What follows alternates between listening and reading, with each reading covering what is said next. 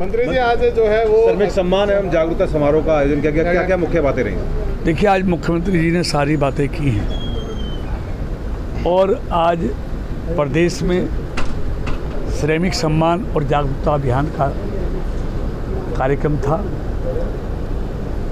गुड़गांव में हमारे यशस्वी मुख्यमंत्री जी ने सारे प्रदेश में हर जिले में उसको संबोधित किया।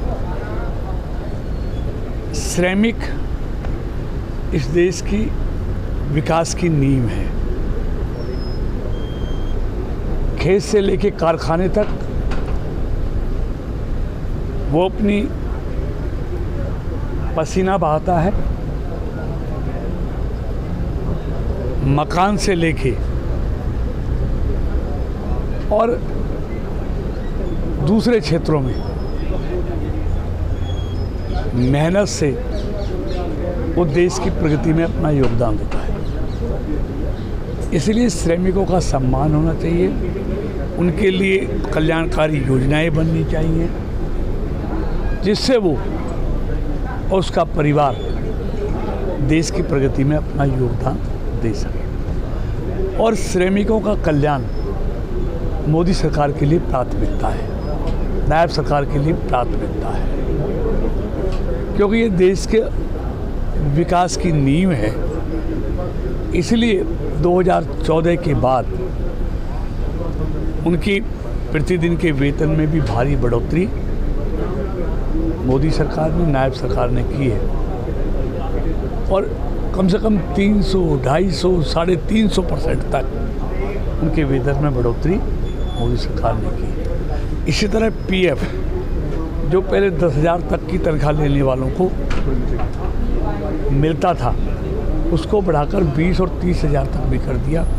अब 10,000 तक पगार लेने वाला 1,000 रुपये, 20,000 तक लेने वाला 2,000 रुपये और 30,000 है उस पर लेने वाला 3,000 रुपये पीएफ उसको मिलता है। और श्रमिकों के लिए इलाज हो या उनके लिए दूसरी सुविधाएं हो, आज सबकी घोषणा हमारे माननीय मुख्यमंत्री जी ने की है और श्रमिकों के कल्याण के लिए हमारी सरकार पूरी तरह से समर्पित है। मंत्री जी बड़ी घोषणाएं भी आज की हैं मुख्यमंत्री जी ने श्रमिकों के लिए, चाहे हम न्याय कोर्ट की बात करें और या इसके अलावा जो लेबर चौक हैं वहाँ पर सेट्स की बात करें, कितना फ़ायदा जो है वो श्रमिकों को मिलता है? देखिए, श्रमिकों को जो अपना पसीना बहाता है देश की प्रगति में, उसको हर तरह की सुविधा भी चाहिए।